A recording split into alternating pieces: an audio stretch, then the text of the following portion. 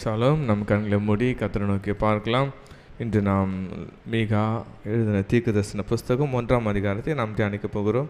கண்களை மூடி கர்த்தரை நோக்கி பார்க்கலாம். எங்களை அதிகம் நேசிக்கிற எங்கள் தகப்பனே, எங்களை போதித்து வழிநடத்துகிற எங்கள் ஆவியானவரே, இந்த கால வேளையில் நன்றி நாங்கள் ஸ்தோத்தரிக்கிறோம், போற்றுகிறோம், புகழுகிறோம். தகப்பனே, நீர் நல்லவர், வல்லவர், நீர் வாக்கு மாறாதவர். தகப்பனப்பா, எங்கள் வாழ்க்கையில் நீர் செய்ய நினைத்த காரியங்கள் ஒன்றும் தடைப்படாது என்று அறிந்திருக்கிறோம். தகப்பனப்பா, இன்று ஆண்டவரை நீர் எங்களோடு பேசுகிற வார்த்தைகள் எங்களோடு பேசுங்க, எங்களோடு நீ அசைவாடுங்க. தகப்பனப்பா, நீர் மாத்திரம் அசைவாடுங்க. இந்த ஆராதனை ஆண்டவரை துவக்கம் முதல் முடிவதற்கு நீர் மாத்திரம் ஆளுக செய்யணும் செபிக்கிறோம். எங்களுக்கு நாங்கள் தாழ்த்துக்கிறோம். தகப்பனே, இந்த கொடுகை நீர் ஆசீர்வாதம் வழிநடத்த பலப்படுத்த பெரிய காரணம் செய்யுங்க. ஏசு முடிச்ச நல்ல பிதாவே, ஆமென். ஹல்லேலூயா, ஹல்லேலூயா. கர்த்தருடைய பரிசுத்த நாமத்துக்கு மகிமை உண்டாதாக. இன்று நான் மீகா எழுதின தீர்க்கதரிசன புஸ்தகத்தை நாம் பார்க்க போகிறோம். அதாவது வேதாகமத்தில் நேற்றைய தினத்தில் நம்ம போது சொன்னதில் அநேக பிரிவுகள் இருக்கும். அதாவது டோரா, பஞ்சாங்கம் போன்ற ஒரு காரியங்கள், அடுத்தபடி அந்த ராஜாக்களை பற்ற ஒரு பகுதிகள், அடுத்தபடியாக பாடல்கள் என்ற ஒரு பகுதிகள் பிரிக்கப்பட்டிருக்கும். அடுத்தபடியாக பெரிய தீர்க்கதரிசன புஸ்தகங்கள் ஒன்று பிரிக்கப்பட்டிருக்குது, சிறிய தீர்க்கதரிசன புஸ்தகங்கள் என்று குறிக்கப்பட்டிருக்குது. அது மட்டுமல்லாம் புதிய ஏற்பாட்டில் சுவிசேஷ புஸ்தகங்கள், நிருபங்கள் போன்ற பலவிதமான பிரிவுகளாக பிரிக்கப்பட்டது. இன்றைக்கு நாம் பார்க்கப்படுகிற இந்த மீகா எழுதின தீர்க்கதரிசன புஸ்தகம் சிறிய தீர்க்கதரிசன புஸ்தகமாக கருதப்படுகிறது. அதாவது ஆங்கிலத்தில் மைனர் ப்ராஃபட்ஸ்ன்னு சொல்லுவாங்க. சிறிய தீர்க்கதரிசிகள் தீர்க்கதரிசன புஸ்தகம். இது இந்த சிறிய பெரிய என்பது வேறு எதுவும் அடிப்படையில் அவர்கள் எழுதின அதிகாரங்கள், வசனங்களை விவரித்து என்னென்ன தானியேல், ஏசாயா போன்ற காரியங்களில் பெரிய அதிகாரங்கள், பெரிய வசனங்கள் இருக்கும். இவங்களுக்கு அதிகாரங்கள் கொஞ்சம் சற்று குறைவாக இருக்கும். அவருடைய அதிகாரங்களை வைத்து அடிப்படையில் அது சிறிய அதிகாரம், பெரிய தீர்க்கதரிசிகள் என்று இன்றைக்கி நாம் பார்க்குறோம். இன்றைய அதிகாரத்துக்கு ஒரு தலைப்பு நாம் கொடுக்கலாம்: செவி கொடுத்தல் அதன் முடிவை மாற்றுகிறது. ஆமென். செவி கொடுத்தல் முடிவை மாற்றுகிறது. ஒரு காரியத்துக்கு நாம் எப்படி செவி கொடுக்குறோமோ, ஒரு காரியத்தை எந்த அளவுக்கு நம்ம செவி கொடுக்குறோமோ அதை வைத்து தான் நம்முடைய முடிவும் தீர்மானிக்கப்படுகிறது. ஆமென். இன்றைக்கு அந்த தலைப்பை நம்ம பார்க்க போகிறோம். இதில் 3 பிரிவுகளாக நாம் பிரிக்கலாம். 1லிருந்து 5 வரைக்கும் செவி கொடுத்தலின் எச்சரிக்கை. இந்த மீகா தீர்க்கதரிசி எந்த அளவுக்கு எச்சரிக்கை கொடுக்கிறார் என்று செவி கொடுத்தலின் எச்சரிக்கை என்று 1லிருந்து 5ஆம் வசனம் பார்க்கலாம். 6லிருந்து 7 வடக்கு ராஜ்யத்தின் அழிவு. வடக்கு ராஜ்யத்தின் அழிவு என்று நம்ம பார்க்க போகிறோம். 8லிருந்து 16 தெற்கு ராஜ்யத்தின் சிறைப்பட்டு போகிறது என்ற காரியத்தை நம்ம பார்க்க போகிறோம். இன்றைய அதிகாரத்தை போகிறதுக்கு முன்பாக ஒரு சில பேருக்கு நம்ம குழப்பம் இருக்கலாம். என்னடா இது, வடக்கு ராஜ்யம் என்ன, தெற்கு ராஜ்யம் என்ன, இதற்கு என்ன வித்தியாசம்னா, இஸ்ரவேலில் ஒன்றாக இருந்தது எப்படி என்று ஒரு சிலமான குழப்பங்கள் இருக்கலாம். உங்களுக்காக நான் ஒரு சிறிய விளக்கு நான் கொடுத்துவிட்டு இந்த அதிகாரத்தை போகலாம் நம்ம பார்க்குறோம். முதலாவது அதாவது அந்த மோசேன் காலத்தில் எகிப்திலிருந்து ஜனங்கள் வந்தாங்க. அதுக்கப்புறம் யோசுவா கானான் தேசத்தை சுதந்திரத்து கொண்டார். யோசுவா இருக்கிற வரைக்கும் மக்கள் எல்லாம் நன்றாக இருந்தாங்க. யோசுவா மரித்த பிறகு அவர்களுக்கு சரியான தலைவர்கள் இல்லை. அதனால் ஆண்டவர் என்னென்னா அந்த நியாயாதிபதிகளை ஏற்படுத்தினார். ஒரு நியாயாதிபதிகள் காலம் முடிந்த பிறகு அவர்கள் அந்த அண்டை நாட்டிலலாம் பார்த்தாங்க, அவங்களுக்கு ஒரு ராஜா இருக்காங்க. ஆனால் இஸ்ரவேலுக்கு ராஜா இல்லை, கர்த்தரே ஆட்சி செய்தார். இருந்தாலும் ஜனங்கள் மிகவும் வற்புறுத்தி கேட்டதால் சாமுவேல், அப்போதைக்கு இருந்த பிரதான ஆசிரியர் சாமுவேல் இருந்தாங்க. சாமுவேல் ஆசிரியர் போய் கேட்கும்போது, எங்களுக்காக நீங்கள் ஒரு ராஜாவை ஏற்படுத்த வேணும். ஆண்டவர் எவ்வளோ சொல்ல, ராஜா வேணாப்பா, அவர் உங்களுக்கு சிறைப்படுத்துகிறோம், அவங்களுக்கு தீங்கு விளைவிப்பான்னு எவ்வளோ சொன்னால் கேட்க முடியாது, எங்களுக்கு ராஜா தான் அங்கே வேணும்னு சொல்லுவாங்க. அதனால் கர்த்தர் இஸ்ரவேலில் முதலாவது ராஜா என்ற சவுலை நியமிப்பார். சவுலை அவனை அபிஷேகம் செய்து அவனுடைய ராஜா நியமிப்பார். ஆனால் சவுலினுடைய கிரியைகள், அவனுடைய செயல்கள், அவனுடைய எண்ணங்கள் கர்த்தரை பின்பற்றாமல் அநேக விதமான பிற காரியங்களை சார்ந்திருப்பான். அது மட்டும் இல்லாமல் ஆண்டவருடைய பிள்ளைகளுக்கும் ஆண்டவருடைய ஆசாருக்கும் கீழ்ப்படியாமல் போனதால் கர்த்தர் அவனை நிராகரித்து செல்வார். அடுத்தபடியாக தன்னுடைய இருதயத்துக்கு ஏற்றனாக தாவீதை கர்த்தர் தெரிந்து கொண்டார். தாவீது ஆட்சி காலத்தில் இஸ்ரேல் முழுவதும் சமாதானமாக இருந்தது, எதிரிகளே இல்லாத ஒரு சூழ்நிலை இருந்தது. சாலமோனுக்கு அடுத்தபடியாக தன்னுடைய ராஜ்யத்தில் அநேக பிள்ளைகள் இருந்தாங்க. ஆனால் விசேஷமாக கர்த்தர் சாலமோனை தெரிந்து கொண்டார். சாலமோன் தாவீதுக்கு அடுத்த ராஜ்யதாக வைத்தார். ஆமென். ஆனால் சாலமோன் காலத்தில் வட்டி விகிதங்கள், அரசுக்கு கொடுக்க வேண்டிய காலங்கள் கொஞ்சம் சற்று அதிகமாக இருந்தது. சாலமோனுக்கு மரித்த பிறகு, இதுதான் ஒரு டேர்னிங் பாயிண்ட். சாலமோன் மரித்த பிறகு அதாவது ரெஹோபயாம் சாலமோனுடைய மகன் ரெகொபெயாம் வந்து ஆட்சிக்கு வராரு. ஆட்சிக்கு வந்த பிறகு சாலமோனை விட இவர் இன்னும் அதிக வட்டிகள், அதிக டேக்ஸ்லாம் மக்களுக்கு செலுத்துகிறாங்க. இதை பார்த்த முக்கியமான அந்த இஸ்ரவேலில் இருக்கிற 12 கோத்திரங்கள் இது வரைக்கும் ஒன்றாக தான் இருக்குது. சவுலில் ஆரம்பித்து, தாவீது ஆரம்பித்து, சாலமோன் ஆரம்பித்து, ரெகொபெயாம் ஆட்சி காலத்தில் 12 கோத்திரங்களும் ஒன்றாக தான் இருக்கிறது. இந்த 12 கோத்திர பிதாக்களும் முக்கியமான தலைவர்கள் வந்து இந்த ரெகொபெயாமை வந்து மீட் பண்ணி கேட்பாங்க. இது போல் உங்கள் தகப்பன் ஆட்சியில் வட்டி அதிகமாக இருந்தது, உங்கள் ஆட்சியில் கொஞ்சம் நீங்கள் கம்மி பண்ண நல்லா இருக்கணும். முதலாவது ஒரு முதியோருடைய ஆலோசனை கேட்பார். அவங்க சொல்லுவாங்க, ஆமாங்க நீங்கள் கொஞ்சம் வட்டி இதை கம்மி பண்ணிங்கன்னா மக்கள் நல்லா இருப்பாங்கன்னு சொல்லிட்டு திருப்பம் அதுக்கப்புறம் இளம் வாலிபர்களுடைய ஆலோசனை கேட்பான். ஆனால் வாலிபர்னா சொல்லுவாங்க, நீங்கள் மட்டும் அவங்க பேச்சை கேட்டிங்கன்னா திரும்ப அவங்களையும் அடிமையாகிடுவீங்க, அவங்க பேச்சை கேட்காதீங்க, இன்னும் வட்டியை அதிகப்படுத்துங்கன்னு சொல்லிட்டு பாரப்படுத்துடுவான். அதனால் அந்த இளம் வாலிபருடைய ஆலோசனை கேட்ட பிறகு இந்த இஸ்ரவேலின் 12 கோத்திர அதிபதிகள் வருவாங்க. வந்த பிறகு என்ன சொல்லுவான், எங்கள் அப்பாவுடைய இடுப்பை பார்க்கலாம் என்னோடய சுண்டு வரல் அதிக பாரமாக இருக்கும், அதனால் நான் வட்டி என்ன பண்ண உங்களுக்கு பயங்கரமாக அதிகப்படுத்தும் சொல்லிட்டாங்க. இதனால் சோர்ந்து போனால் அந்த இஸ்ரவேலின் அதிபதிகள்லாம் போயிட்டு என்ன பண்ணுறாங்க, இனிமேல் நாங்கள் உங்கள் ராஜ்யத்தின் கீழ் இருக்க மாட்டோம், நாங்கள் தனியாக போயிட்டோம் சொல்லிட்டு 10 கோத்திரங்கள் வந்து 2ஆக, அதாவது 12 கோத்திரங்கள் 2ஆக பிரிஞ்சது, 10 கோத்திரங்கள் ஒரு டிவைடராக பிரிஞ்சது. 2 கோத்திரங்கள் மட்டும் இந்த தாவீதின் வம்சத்தை, சாலமோன் ரெகொபெயாம் வம்சத்தை, பெஞ்சமினும் யூதா கோத்திரமும் என்னென்னா தாவீதின் கோத்திரத்தை சார்ந்திருந்தாமே. இப்போ இந்த காலத்தில் 2 சாம்ராஜ்யம் தான், அதுதான் வடக்கு சாம்ராஜ்யம், வடக்கு சாம்ராஜ்யம் தான் 10 கோத்திரங்கள். அதில் தான் யார் இப்போ அங்கே வந்து ஒரு ராஜாவாக வந்து யெரொபெயாம். அவன் வந்து யாருன்னு அவன் ராஜ பரம்பரையில் ஏதோ ஒரு விதைவீனமாக ஆண்டவர் எடுத்து பயன்படுத்துவார். ஆரம்பத்தில் அந்த யெரொபெயாம் வடக்கு ராஜ்யத்தில் 10 கோத்திரத்துக்கு என்னமா அவன் ஒரு ராஜாவை மாறிடுவான். இந்த 2 கோத்திரத்துக்கு மட்டும் தாவீதின் வம்சம், ஏன்னா ஆண்டவர் சொல்லிட்டார், உனக்கு பிள்ளைங்க நான் உன் தண்டனை ஏற்படுத்தும், உன் வம்சத்தை ஆசீர்வதிப்பேன், ஆண்டோட உடன்படிக்கைக்காக 2 கோத்திரம் இருக்கும். இது வந்து தாவீதின் வம்சத்தில் வர கோத்திரங்கள் வந்து என்னென்னா அதுதான் வந்து அந்த சவுத்தர்ன் கிங்டம், அந்த சதரன் கிங்டம், அந்த தெற்கு ராஜ்யமாக இருந்தது. இதில் பார்த்திங்கன்னா ஆரம்பத்தில் இந்த நம்ம யூதா அதாவது வம்சத்தை சேர்ந்த தாவீது வம்சத்தை சேர்ந்த ராஜாக்கள் ஓரளவுக்கு கொஞ்சம் உண்மையாக இருப்பாங்க. ஏனென்றால் இந்த 2 ராஜ்யம் பிரிஞ்சது பார்த்திங்களா, இந்த 2 ராஜ்யத்துக்குள்ளே அதாவது தெற்கு ராஜ்யத்துக்குள்ளே தான் எருசலேம் தேவாலயம் உள்ளே இருக்குது. அந்த பிரிஞ்சு போன 10 கோத்திரங்களுக்கு தேவாலயம் இல்லை. அதனால் என்ன பண்ணிட்டாங்கன்னா யெரொபெயாம்ன்றவன், ஏன்னா அப்போ இந்த 12 கோத்திரத்துக்கு ஒரே தேவாலயம் தான், வருஷத்துக்கு 1 முறை 2 முறை 3 முறை வந்து தொழுது வந்துட்டு போவாங்க. ஆனால் அந்த யெரொபெயாம் என்ன பண்ணிட்டான், இவங்களை என்ன பண்ணுவான், இவங்களை ஆண்டவர் விட்டு இவங்க விலகி போயிட்டாங்க சொல்லிட்டு அங்கங்கே சிறு சிறு கோவிலு கன்றுக்குட்டிகளை வைத்து என்னென்ன பார்டர்லாம் மக்கள் போவாங்களோ சிலை வழிபாட்டுக்கு, அப்போவே சாலமோனுடைய மகன் காலத்திலேயே அவன் வந்து சிலை வழிபாட்டுக்கு நேராக 10 கோத்திரத்தையும் அவன் திரும்ப வழி நடத்தான். ஆமென். ஆனாலும் இந்த தெற்கு ராஜ்யம் போன்ற ஆண்டவருடைய பிள்ளைகள் இருந்தாங்க, அநேக நல்ல தீர்க்கதரிசிகள் ராஜாக்கள் இருந்தாங்க. அவர்கள் வந்தனாலும் கொஞ்ச காலம் வந்து நம்ம நீடித்து வந்தது. ஆமென். இப்போ ஆனால் காலப்போக்கில் என்ன ஆச்சுன்னா அவர்கள் வந்து சீக்கிரமாகவே, ஏன்னா அப்போவே நிறைய பாவம் செஞ்ச ஆரம்பிட்டாங்க. ஆனால் தேவ கோபம் அவங்க மாதிரி சீக்கிரமாக இறங்கி அவங்கள வந்து அசிரியா என்ற ஒரு நாடு, அதாவது சீக்கிரத்திலே அவங்கள முழுதுமாக சிறைப்படுத்தி விட்டு அந்த பட்டணங்களை அழித்து விட்டான். ஆனால் ஆண்டோட இரக்கத்தை பெற்ற நம்ம தாவீதின் வம்சத்தினோட கோத்திரத்தை சார்ந்தவங்க தான் கொஞ்ச நாட்கள் நீடித்து வரவங்க. அந்த ஃபோட்டோவில் பார்த்தா தெரியும், அவங்களோட ராஜ்யம் சீக்கிரம் முடிஞ்சிடும். ஆனால் யூதாவோட கோத்திரம் என்ன பண்ணணும், கொஞ்சம் வந்து எக்ஸ்டெண்ட் ஆகி வரும். வந்த பிறகு இந்த ஜனங்கள் யாருன்னா பாபிலோனியரை சிறைப்பட்டு போவாங்க. ஆமென். இவர்கள் வந்து முற்றிலுமாக அழிக்கப்படலை, பாபிலோனுக்கு சிறைப்பட்டு போவாங்க. அந்த சிறைப்பட்டு போன மக்கள் தான் அந்த தானியெல்லாம் சொல்கிறோம் பார்த்தீங்களா, அவங்களாம் அந்த சிறைப்பட்டு போன மக்கள் அவன் திரும்ப வராங்க. இது கொஞ்சம் அளவுக்கு எக்ஸ்டெண்ட் பண்ணி வர ஒரு ராஜ்யமாக இருக்குது. ஆமென். இன்றைக்கி இந்த மீகா தீர்க்கதரிசி என்ன சொல்ல போகிறான்னா, இந்த 2 ராஜ்யங்களுக்கும் ஆண்டவருடைய நியாய தீர்ப்பு இருக்கிறது. ஆமென். ஆரம்பத்தில் அழிஞ்சு போன அந்த அதாவது எருசலேம் அந்த வடக்கு ராஜ்யத்துக்கு என்ன ஒரு தலைநகரம் மாற்றினா சமாரியா என்ற ஒரு பட்டணத்தை கட்டி அதை தான் என்ன பண்ணாங்க தலைநகராக மாற்றிட்டாங்க.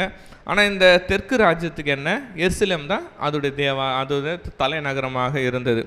அதனால் இப்போ அதாவது அந்த சமாரியா அந்த பட்டணங்களும் சரி எருசலேமும் சரி ஆரம்பத்தில் காலங்கட்டத்தில் என்ன பண்ணிட்டாங்க, 2 அந்த ராஜ்யமும் ஆண்டவருக்கு விரோதமாக பயங்கரமான விபச்சாரங்கள், வேசித்தனங்கள், பாகால்கள், பலவிதமான விக்கிராரணம் செய்து ஆண்டவருடைய நியாய தீர்ப்பு ஆளாகிவிட்டார்கள். ஆமென். அப்படிப்பட்ட நியாய தீர்ப்பை 2 மக்களுக்கும் கூற வருகிறவர் தான் இந்த மீகா. ஆமென். இப்போ புரிஞ்சுதுங்களா? அது வந்து 2 ராஜ்யத்துக்கும் பேரலெல்லாம் இவங்களும் நீங்களும் தப்பு செஞ்சு நீங்கள் தப்பு செஞ்சீங்க. கர்த்தர் உங்களுக்கு நியாயம் தீர்க்க இன்னைக்கு வரப்போகிறார். நீ எதனால் உங்களுக்கு நியாயம் தீர்ப்பு, எதனால் உங்களுக்கு தீங்கு என்று விளக்க ஆண்டவர் வந்து இந்த மீகா தீர்க்கதரிசி எழுப்புகிறார். நம்ம முதலாவது பகுதியை நம்ம வாசிக்கலாம். 1-5 நம்ம வாசிக்கலாம். இன்று நம்ம இந்த முதலாவது வசனத்தில் நம்ம பார்க்குறோம், ஒரு சில ராஜாக்களுடைய காலத்தை குறிக்கிறது. என்ன? யோதாம், ஆகாஸ், எசேக்கியா போன்ற ராஜாக்களுடைய நாட்களில் வந்து குறிப்பிடும். இந்த யோதாம் நம்ம பார்த்திங்கன்னா ஆண்டவருக்கு பயப்பட்ட ஒரு ராஜா. ஆனால் ஆகாஸ் வந்து கர்த்தருக்கு விரோதமாக ஒரு செயல்பட்ட ராஜா. மீண்டும் இந்த எசேக்கியா ராஜாவும் கர்த்தருக்கு பயந்து ஆண்டவருடைய வழிகளை சென்ற ஒரு ராஜாவாக இருக்கிறான். அது மட்டும் இல்லை, நம்ம எசேக்கியா கொடுத்து ஆண்டவர் 15 வருடம் ஆண்டோட ஆயுசு நாட்களை கூட்டி ஆண்டவரோடு இணைந்து நல்ல ஒரு ராஜாவாக இருக்கிறார். அந்த யூதாவுடைய ராஜாவின் நாட்களில் இவர் எழும்பின ஒரு தீர்க்கதரிசியாக இருக்கிறாரு. பொதுவாக அதாவது இந்த மீகான்ற பெயருக்கு நம்ம அர்த்தத்தை பார்க்க போகிறோம். மீகா என்ற என்ன அர்த்தம்னா, யெகோவா தேவனை போல் யாருண்டு. ஆமென். யெகோவா தேவனை போல யாருண்டு என்ற காரியத்தை வச்சிருக்காங்க.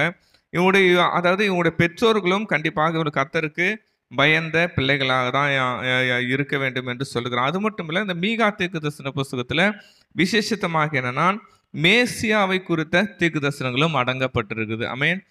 ஏனென்றால் நம்ம வேதாகமத்தில் அநேக தீர்க்கதரிசன புஸ்தகங்கள் இருக்குது.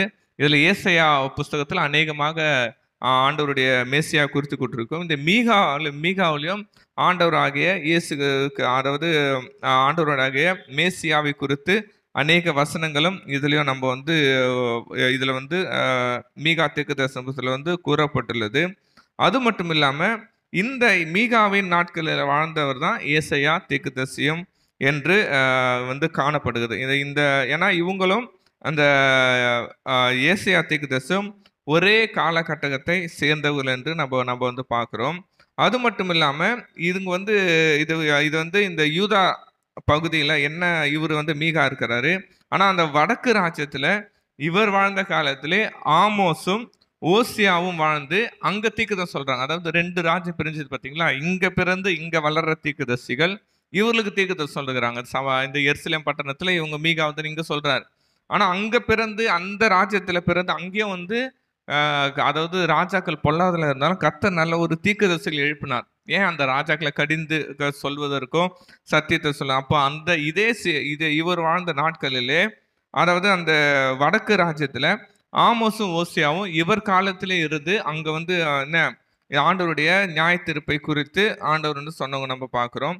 இது விசேஷித்தமாக இந்த மீகா தீர்க்கதரிசன புஸ்தகம் எப்போ எழுதப்பட்டதுன்னா 8வது நூற்றாண்டில், கிமு கிறிஸ்து பிறப்பதற்கு முன் அந்த 8வது நூற்றாண்டில் எழுதப்பட்டதாக இது இருக்கிறது. அது மட்டும் இல்லாமல் அதாவது பொதுவாக அதாவது இந்த தீர்க்கதரிசிகளை குறித்து இன்ட்ரடக்ஷன் கொடுத்தா அவங்களோட அப்பா பேர் ஆமோசன் குமாரனாகி அவங்களுக்கு குமாரனாகின்னு இருக்கும். ஆனால் இதில் பார்த்தீங்கன்னா இவருடைய கிராமத்தை குறித்து போலப்படும். இவருடைய கிராம பேரை போட்டு பாருங்க.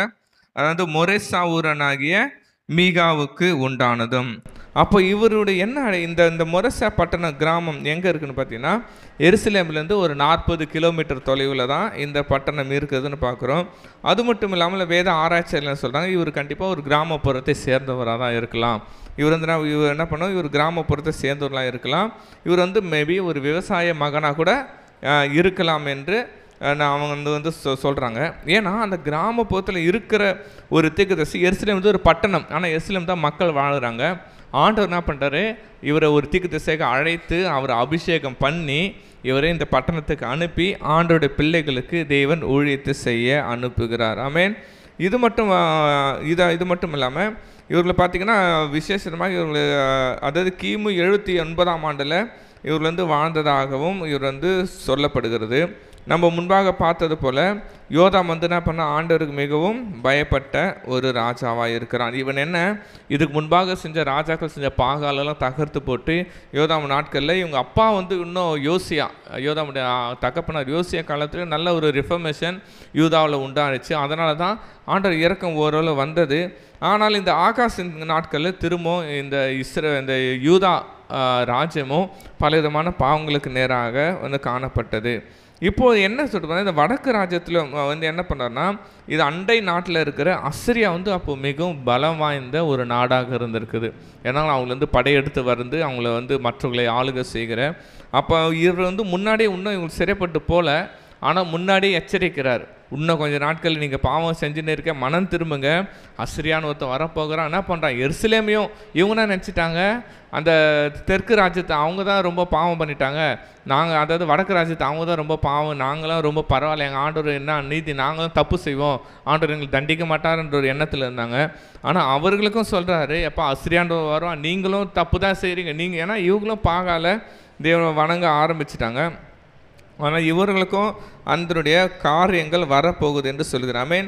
இது விசேஷமாக மீக அதிகாரம் எதை கூறுதுன்னா, இவர்களுடைய அந்த பாகால் வழிபாட்டையும் சிலை வழிபாட்டிற்காக தான் இந்த பாவங்கள் வந்தது என்று இந்த மீக வந்து உணர்த்துவோம். ஏன் நம்மளுக்கு ஒரு ஆபத்து வருது, நேரிடு வருது, அது ஏன் வந்து நம்ம தெரிஞ்சால் தான் அடுத்த வாட்டி நம்ம பண்ணாமல் இருப்போம்ல. அதனால் இந்த தீர்க்கதரிசிகள்லாம் இந்த பாவம், இந்த சாபங்கள் உங்களுக்கு எதற்கு வருகிறது, தண்டனைகள் எதற்கு வருகுதுன்னா, நீங்கள் செய்த பாவங்களாலே என்று எடுத்து உணர்த்த தான் நீங்கள் வந்து செய்கிறாரு. இதில் பார்த்தீங்கன்னா இந்த 2வது வசனம் சொல்லப்பட்டிருக்கோம். என்ன பண்ணுங்கள், செவி கொடுங்கள். சொல்லுங்கள் பார்க்கலாம். செவி கொடுங்கள். அதாவது இந்த முக்கியமான எல்லா தீர்க்கதரிசியுடைய ஒரு டோன், ஒரு வார்த்தை என்ன முக்கியமான வார்த்தை, செவி கொடுங்க. ஆமென். இந்த ஷெமா என்ற நம்ம கேள் மட்டும், ஆனால் நம்ம வேதாந்தத்தில் பார்க்குறோம், செவி கொடுங்கலேருந்து வெறும் நீங்கள் கேட்டு மட்டும் இல்லைங்க, அதன்படி செய்கிறலாவும் இருங்க. என்ன பண்ணுங்க, நீங்கள் கேளுங்க, அதை உணர்ந்து அதை கேட்டு அதுக்கு கீழ்ப்படிந்து அந்த வசனத்துக்கு நீங்கள் கீழ்ப்படிங்கள் என்ற அர்த்தத்தையும் குறிக்கிறது தான் இந்த எபிரேய வார்த்தையில் குறிப்பிடுது. ஆமென். அப்போ எல்லா தீர்க்கதரிசியுடைய ஆதங்கம் என்ன, தயவு செய்து நீங்கள் செவி கொடுங்க. மக்களை பார்த்து என்ன பண்ணுங்க, ஆண்டவர் வசனத்துக்கு நீங்கள் கேளுங்க, ஆண்டவர் வசனத்துக்கு செவி கொடுங்க. பாருங்க, சகல ஜனங்களை கேளுங்கள், பூமியில் அவங்க என்ன பண்ணுங்க, நீங்கள் செவி கொடுங்கள் என்று கர்த்தர் சொல்லுகிறார். ஏன்னா ஆண்டவரே இவருக்கு விரோதமாக நியாயம் தீர்ப்பு செய்ய போகிறாராம். ஏன் இவங்க நினச்சிட்டாங்க எங்களை எதிர்க்க யாரும் இல்லை, நாங்கள் என்ன பண்ணிட்டோம், நாங்கள் நீதிமானாக இருக்கோம், நாங்கள் கொஞ்சம் தான் தப்பு செய்கிறேன்னு. ஆனால் சொல்கிறார், இல்லைப்பா, 3ஆம் வசனத்தில் யார் வருகிறார், கர்த்தரே புறப்பட்டு வருகிறார், பூமியின் இடங்கள் என்ன பண்ணுறாரு, அவரே புறப்பட்டு உங்களை என்ன பண்ணுறாரு, நியாயம் தீர்க்க போகிறார். ஆமென். ஒரு வசனம் இருக்கும், என்ன வசனம், ஆண்டவர் என்ன பண்ண போகிறாரான்னு தெரியுங்களா, அதாவது தேவனுடைய நியாய தீர்ப்பு எங்கேருந்து வருது, முதலாவது தேவனுடைய வீட்டிலேருந்து தான் ஆண்டவருடைய நியாய தீர்ப்பு கடைசி காலத்தில் வரப்போகுது. ஆமென். அப்போ நம்ம தான் நினச்சிருப்போம், அதாவது புறஜாதிகள் வந்து அவங்களுக்கு தான் ஆண்டவர் அதிகமாக தண்டிப்பார், எங்களை நான் ஆண்டவர் பேரை தெரிஞ்சுன்னு எங்களை கொஞ்சம் தண்டிக்க மாட்டார் என்ற ஒரு சில கிறிஸ்துவர்கள் கூட என்ன இருக்கும், ஒரு சில எண்ணங்கள் இருக்கும், ஆண்டவர் நான் இவ்வளோ காணிக்க கொடுக்குறேனே, நான் ஆண்டவர் கொஞ்சம் செய்கிறேன், தப்பு செஞ்சால் கூட ஆண்டவர் என்னை மன்னிச்சிருவாருன்ற காரியங்கள் இருக்கும். ஆனால் இதை சொல்ல, இல்லை மகனே எருசலேமே, நீயும் தப்பு செஞ்சால் உனக்கும் தண்டனை தான். ஆமென். உனக்கும் நானே என்ன பண்ணுறேன், ஒரு வழக்காளியாக உன்னோடு நான் என்ன பண்ணுவேன், கண்டிப்பாக நியாயம் தீர்ப்பேன் என்று சொல்லுகிறார். அது மட்டும் 4ஆம் வசனத்தை பார்க்க, அவருடைய பிரச்சனை வரும்போது எப்படி இருக்குமா, மெழுகு அக்கினி உருகுறது போல மலைகள், அந்த பர்வதங்கள் என்ன பண்ணாங்களாம், அவர் முன்பாக உருகி போகும். ஏன் சொல்கிறாருன்னா, ஏன் அந்த பர்வதங்கள் உருனா, ஆண்டவருடைய வல்லமையை குறிக்கிறது. இவங்க நினச்சாங்க எனக்கு பாபிலோன் சப்போர்ட் பண்ணும், அசிரியா சப்போர்ட் பண்ணும், எகிப்து சப்போர்ட் பண்ணும் என்ற பலவிதமான பல ராஜ்யங்கள் என்ன பண்ணுறாங்க, இவங்க ஒரு நேரத்தில் என்ன பண்ண சப்போர்ட்டு கேட்டால் அவங்க பண்ணுறாங்கன்னு ஒரு நம்பிக்கை கூட எருசலேமுக்கும் இருந்தது. ஆனால் ஆண்டவர் சொல்கிறப்பா, பெரிய நீ மலை போன்ற நம்பி இருக்கிறியே, பர்வதங்கள் போன்ற நம்பி இருக்க, எகிப்து ஒரு நாள் இல்லைனா போய்டும், அசிரியா ஒரு நாள் இல்லைனா பாபிலோன் இல்லைனா போய்டும், ஆனால் கர்த்தர் என்ன பண்ணார், அதையும் தாண்டி வல்லமை உள்ளவர், கண்டிப்பாக உங்கள் நியாய தீர்ப்பு உங்கள் மேலே என்ன பண்ணோம், கண்டிப்பாக வரும் என்று சொல்லுகிறார். ஆமென். இதனால் என்ன சொல்கிறாரு, மகனே என்ன பண்ணுங்க, நீங்கள் கண்டிப்பாக இதுக்குடைய ரீசன் சொல்கிறார். 5ஆவது வசனத்தில், யாக்கோபு மீறுதலும் இஸ்ரவேல் பாவங்களும் சம்பவிக்கும். மீறுதலுக்கு காரணம் என்ன, சமாரியா யூதா, மேடைகளுக்கு காரணமாக எருசலேம் அல்லவா. அல்லையா. அப்போ இந்த மேடைகளை எங்கே வச்சுட்டாங்க, ஆண்டவருடைய எருசலேம்லேயே வச்சுட்டாங்க. ஆமென். இன்னும் நம்ம பழைய ஏற்பாட்டில் நம்ம பார்க்குறோம், அதாவது விக்கிரக சிலைகளை தேவ ஆலயத்துக்குள்ளேயே வச்சு வணங்க ஆரம்பிச்சிட்டு, ஏன் கொஞ்சம் கொஞ்சமாக பாவம் என்ன பண்ண அவங்களுக்கு உள்ளே வந்து அந்த தேவனுடைய ஆலயத்தில் பிரவேசிக்கிற எவ்வளோ அருவருப்பாக இருந்திருக்கு பாருங்களாமே. நம்மளாலே சகிச்சிக்க முடியுமா? ஆமேன். அதான் நம்ம சிறிய ஃபோட்டோ இருந்தாலே நம்மளால என்ன பண்ணல, சகிச்சிக்க முடியல. ஆலயத்தில் போய் இது இருக்குது. ஆமேன். ஆனால் ஆண்டவருக்கு அத்தனை விதமான ஆண்டோட ஆலயத்தில் அதற்கும் தூபம் காட்டி அதற்கும் ஆராதனை செய்து தங்களை பிள்ளைகளை பலியிடுற அளவுக்கு எருசலேம்லையும் அந்த பாவங்கள்னால் பிள்ளைகளை தீக்கடக்க பண்ணினார்கள் என்ற வசனங்கள் இருக்கிறது. ஆமேன். அப்போ ஆண்டவர் முதலாவது என்ன சொல்கிறேன்னா, கண்டிப்பாக நம்ம நாம் நினச்சிப்போம், நான் அதாவது நம்ம தமிழில் ஒரு பழம், உப்பு தின்னவன் தண்ணியை கொடு. ஏன் நம்ம என்ன நினைப்போம், நான் உப்பு கொடுக்குறேன், யாராருக்கும் ஆண்டவர் கொடுப்பார், எனக்கு கொடுக்க மாட்டார் நினச்சின்னு இருக்காமே. ஆனால் நியாய தீர்ப்பு ஆண்டவருடைய துன்மார்க்கனுக்கும் நீதிமானுக்கும் ஒரே விதமாக தான் இருக்குது. நம்ம நினச்சிப்போம் நீதிமானுக்குன்னா கம்மியான ஆண்டவர் பனிஷ்மெண்ட் இல்லை. ஆமேன். ஆண்டவருடைய பார்வையில் நீதிமானும் துன்மார்க்கனும் ஒரே மாதிரி தான். ஆமேன். அல்ல. அப்போ ஆண்டவர் இந்த முதலாவது பகுதியில் என்ன சொல்கிறாரு, மகனே நாம் செய்த பாவத்திற்கு நாம் தான் காரணம். ஆமேன். ஆண்டவர் சொல்கிறாரு, மகனே தேவன் என்னை சோதித்தார் என்று என்ன பண்ண, நீ ஒருபோதும் சொல்லாத. தேவன் என்னை சோதித்தார் நீ சொல்லாத. அவன் தன் சொந்த கிரியைகளாலே என்ன பண்ணுகிறான், சோதிக்கப்படுகிறான் என்று வேதவசனம் சொல்லுகிறது. அப்போது இன்றைக்கி நம்ம இந்த முதல் பகுதியில் உயிர்த்து ஆராய்ப்போம். ஆண்டவரே, ஒருவேளை நான் செய்த காரியத்துக்கு ஒருவேளை நான் தவறு செஞ்சுருக்கேன் ஆண்டவரே, நான் மற்றவங்கள நான் கஷ்டப்படுறேன்னா என்னோட முன்னோர்கள் செஞ்ச பாவம், நான் கஷ்டப்படுறேன்னா இவங்க செஞ்ச கஷ்டத்தால் நான் கஷ்டப்படுறேன். இல்லை மகன், எல்லாமே நாம் செய்த கிரியைகளால் தான் நாம் கஷ்டப்படுகிறோம். ஆமேன். நாம் செய்த மீறுதல்களால் தான் நாம் ஆண்டவருக்கு முன்பாக பாதிக்கப்படுகிறோம். அதை தான் இந்த முதல் 5 வசனம் சொல்லுகிறது. அடுத்த பகுதியை நம்ம வாசிக்க போகிறோம். 6, 7 நம்ம படிக்கலாம்.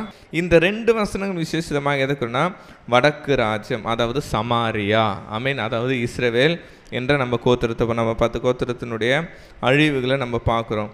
இது சரியாக எந்த ஆண்டில் நடைபெற்று பார்த்தோன்னா, கிமு 722ஆம் ஆண்டில் சமரியா என்ன பண்ணுறான், வீழ்ந்து போய் சிறைப்பட்டு போனது. ஆண்டனா அந்த பட்டணத்தை கொளுத்தி அவங்க தீ கொளுத்தி பண்ணிட்டாங்க.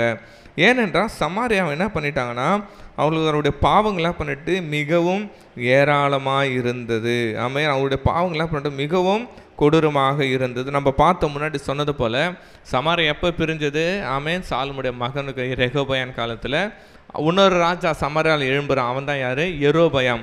அவன் எப்படி இந்த முதலாவது காரியம் எழும்பிச்சு நம்ம பார்க்க போகிறோம். 1 ராஜாக்கள் 12ஆம் அதிகாரம் 27, 28 நான் வாசிக்கலாம். 1 ராஜாக்கள் 12, 27, 28 நான் உங்களுக்காக படிக்கிறேன்.